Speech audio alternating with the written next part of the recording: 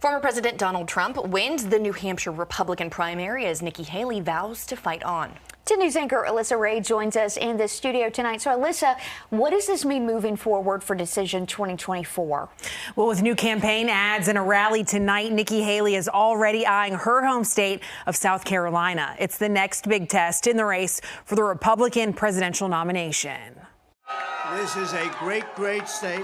Former President Trump overnight on a winning streak and on attack after becoming the only Republican in a competitive primary to win both Iowa and now New Hampshire. This is not your typical victory speech, but let's not have somebody take a victory when she had a very bad night.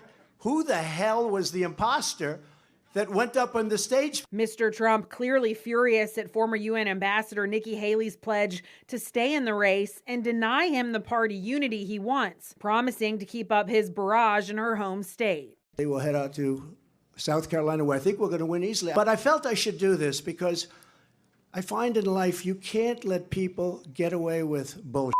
The former president even targeting Haley's appearance at her speech earlier that night. When I watched her in the fancy dress, that probably wasn't so fancy. Haley speaking soon after the New Hampshire results came in, sharpening her attacks. With Donald Trump, Republicans have lost almost every competitive election. We lost the Senate. We lost the House.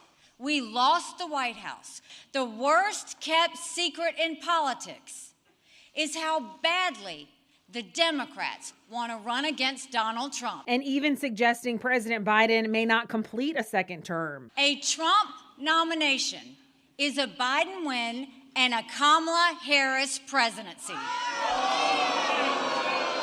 Haley won a majority of the self-described moderates in New Hampshire and first-time GOP primary voters. The former president dominating in New Hampshire among core Republican voters, self-described conservatives.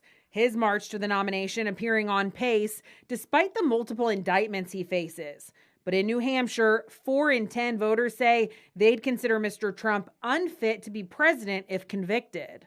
Do you believe that your legal issues are helping or hurting your campaign, sir? They're fake issues, they're Biden issues. It's all election interference. In a statement overnight reacting to the New Hampshire primary results, President Biden said it's now clear that Donald Trump will be the Republican nominee, adding his message to the country that the stakes could not be higher. Live in the studio, Alyssa Ray, 10 News, working for you.